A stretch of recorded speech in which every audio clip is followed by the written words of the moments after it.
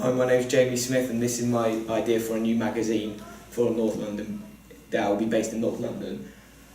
The magazine will be called Venues because it will be a magazine based on different venues around North London, and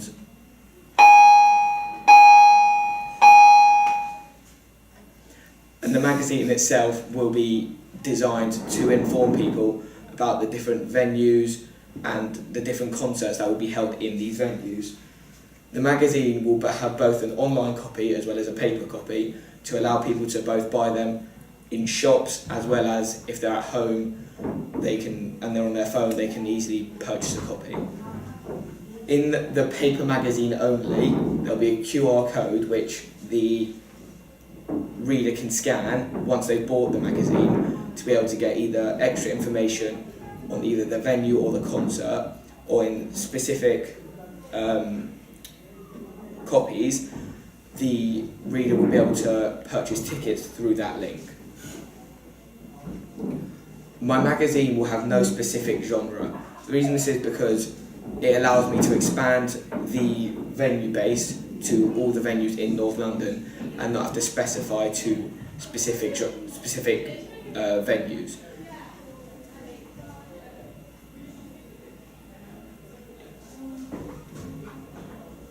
My primary target audience will be 16 to 25 year olds of both genders. There will be no specific gender because then this allows people, because both genders will want to read the magazine to find out different concerts that are happening in their local area.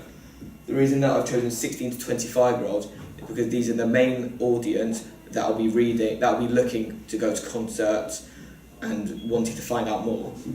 My secondary target audience is a bit older. It will be 26 to 35 year olds, because I found out that they still want to go to concerts but not as frequently as they have work and other commitments they need to resort to.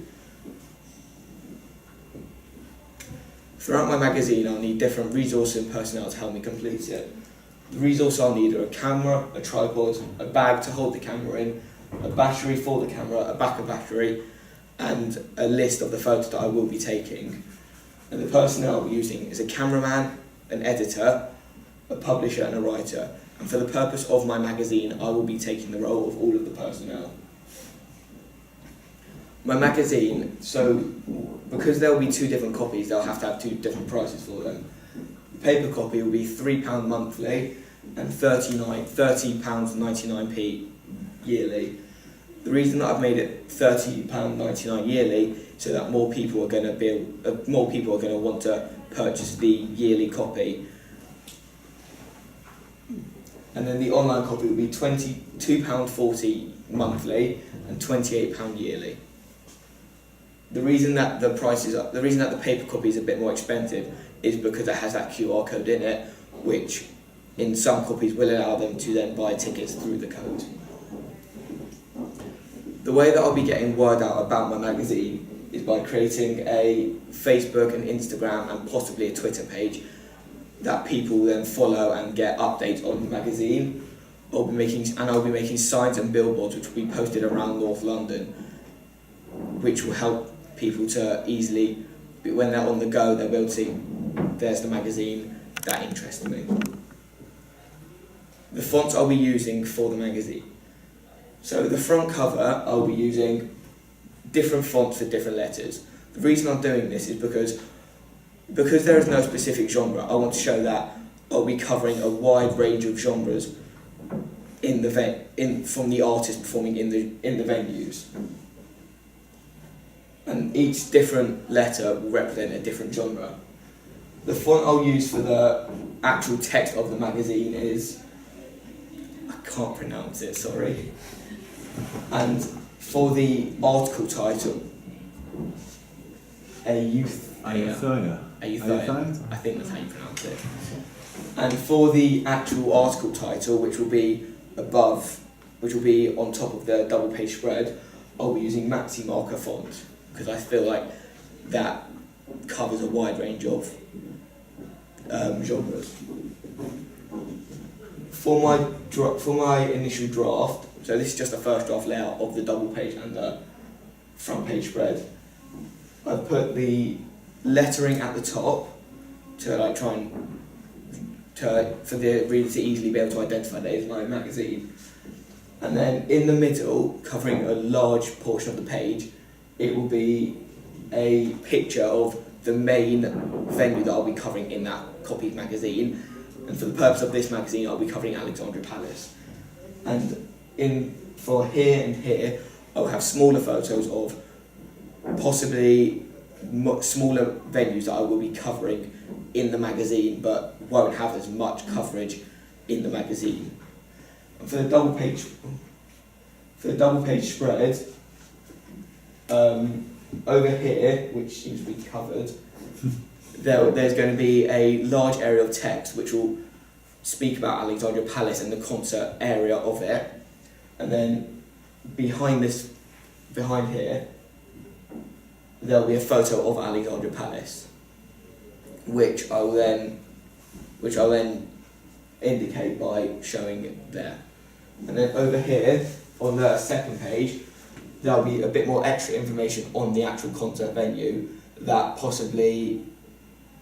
the reader may want to find out about in case they want to find out more information about the venue. Here, coming up vertically here, there'll be information on concerts that will be coming up in the venues. So for Alexandra Palace, I'll be speaking to the owner of the venue and finding out information about artists that will be performing in the venues and the days that they'll be performing. Over here, there'll be artists that have performed there in recent times.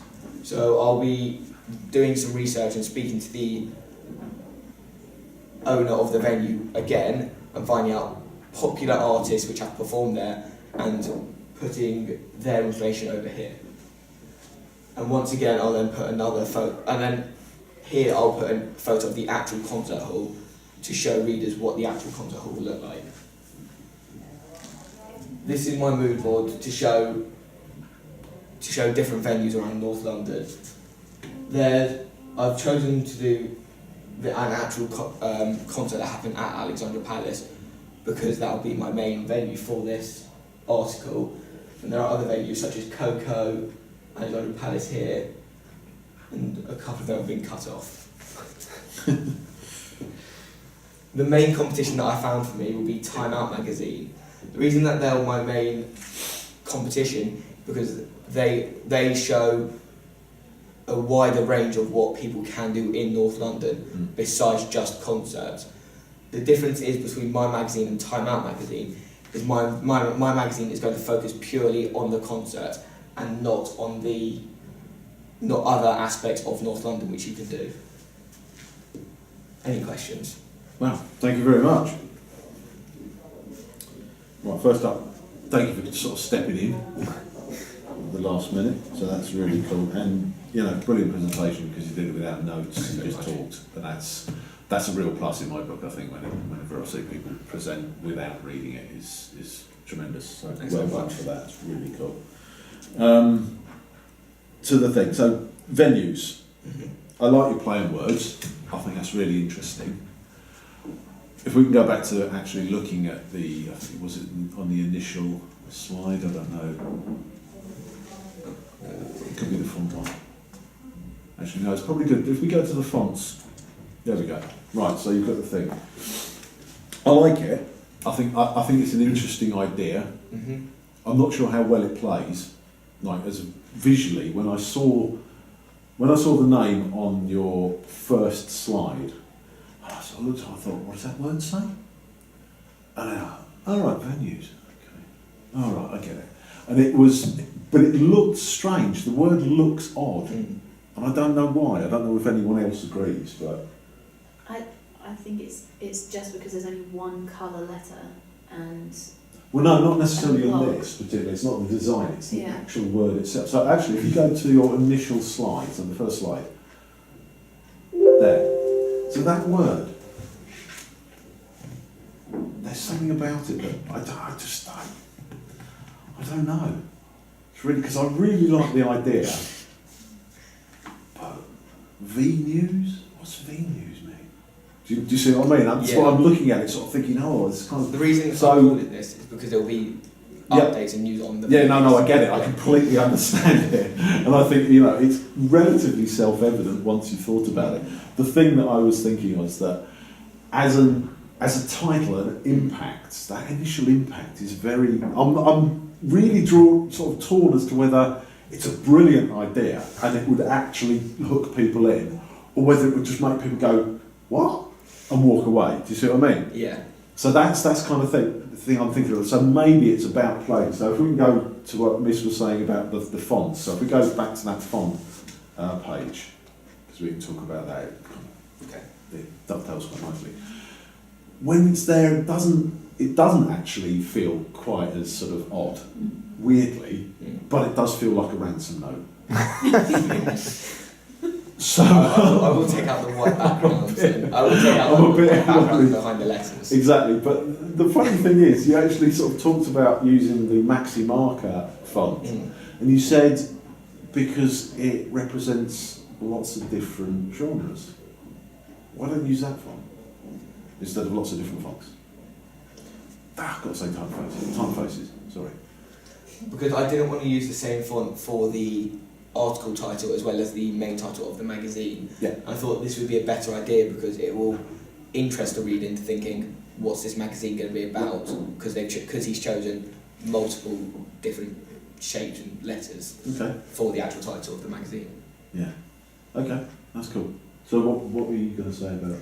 I was going to say I can work out the genre on a couple of them, but I think if that's your idea, then you probably need to look a little further into what typefaces and what fonts actually work with each genre. Okay. So I'm guessing the W is kind of reggae, Yeah. and the S is jazz, and then the others are kind of movable feasts. N, maybe hip hop. Yeah, I guess. E's definitely heavy metal. But The first E, not I was the going to second say, E. is the second one No, the maybe second pop? E I don't is... know. It's like Yeah, pop possibly and pop. I that sort don't- of genres. But Which if one? you're going to do that, it probably needs to be Yeah, more which is why... stereotypical, stronger links.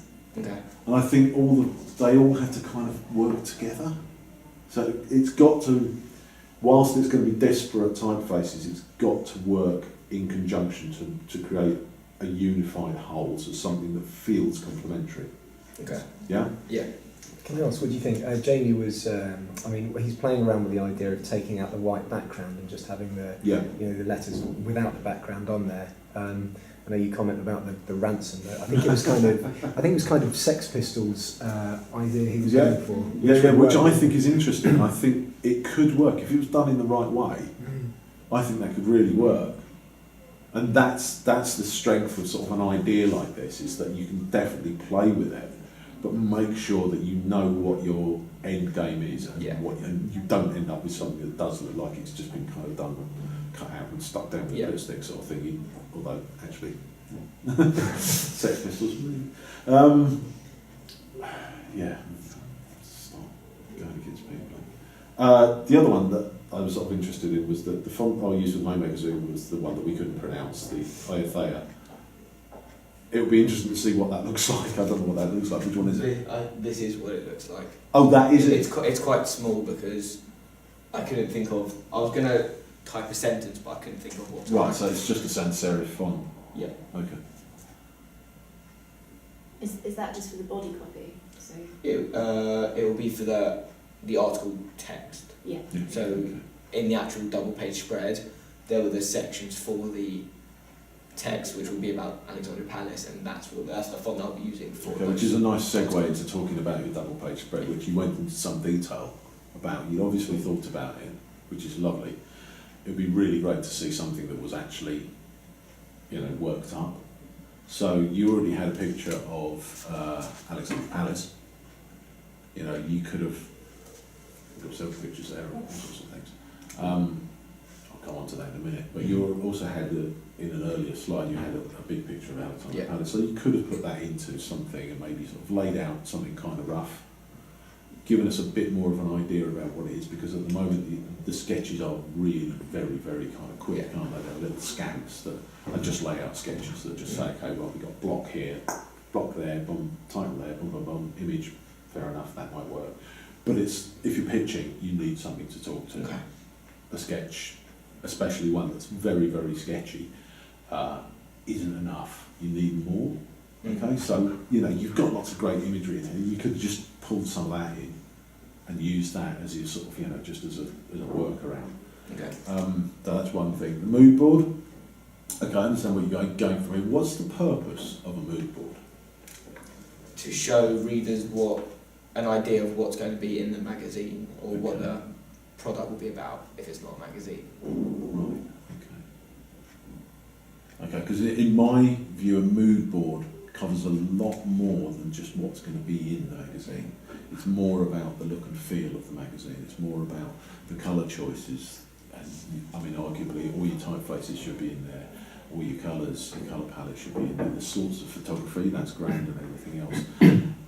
Kind of a stylistic amalgam that really shows off what your thought process is about how this thing is going to be presented. That's what we should have in the mood board. At the moment, it feels like you've just got some shots of some venues. Okay.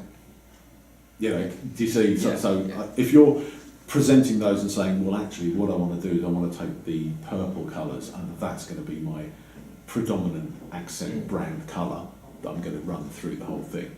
Brilliant, put it in there. That's the reason behind it. But if it's just because it's shots of venues, that's kind of that's what the magazine's about. It's not what the mood board's about. Do you see? Yeah. So it's just something to think about. So that's really cool.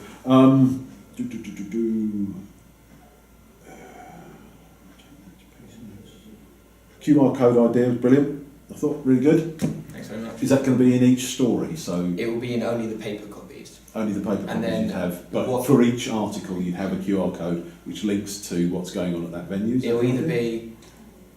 It will differentiate between the copies. It will either be a link to tickets or a link to a bit more extra information, possibly a quiz. So it's something that you put in the magazine as a sort of an ongoing sort of, almost like a little footnote. Like for each story you'd have a QR code that then the reader can go, okay, yeah, that's brilliant. And it takes because I think that's a brilliant idea. I think it's a really nice little way of doing things. Obviously, you don't need a QR code in the online one. You just have a link. Yeah. So that's fine. I don't think it's a rationale for dropping the price or upping the price. The rationale is production costs. That's it.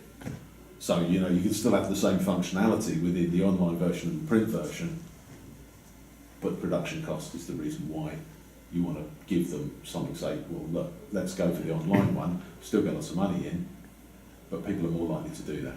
Yeah. Okay. So just think about your rationales when you're explaining why you've made a decision. Okay. Yeah. Brilliant. Okay, that's cool. There's a couple of things.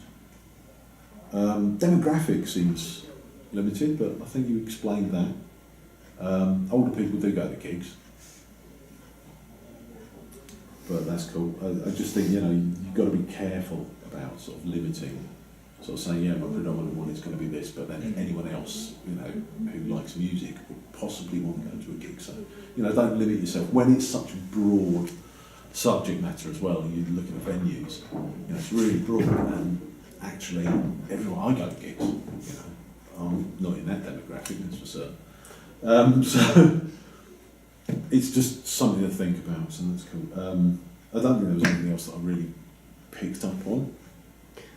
The only thing I'd say about the presentation as a whole, and this goes back to the idea of kind of the feel of it and the anchorage you get from the mood board and the ideas, is you talked about your colour palette of being black, red, white, yellow, and I'd kind of question why the design of the whole PowerPoint is green, yellow, grey. I thought maybe to build in that sense of branding, if the background of all of your slides use the same colour palette, then you're showing to the client that you've got this really strong sense of branding and you know where you're going with it. So I think the actual presentation as a whole, I think that's going to help you with your branding. Okay. I think that's absolutely. I wholeheartedly agree. In fact, it's one of those things that I think whenever I'm doing presentations, I do them quite a bit, I always just start with white, because then you can load up whatever you want onto it. and that will reinforce kind of itself, because I mean, if you want whoever it is that you're presenting to focus on a specific thing throughout the whole presentation, don't give them lots of other stuff to look at. Okay. Yeah. So, you know, it's exactly what Sir just said. It's, you know, there's a lot going on there. And if you want to do that, you make that choice, you know, like everything else, have a reason for doing it. Okay. Yeah? Okay. Cool. Brilliant. Thank you, Jamie. So look out.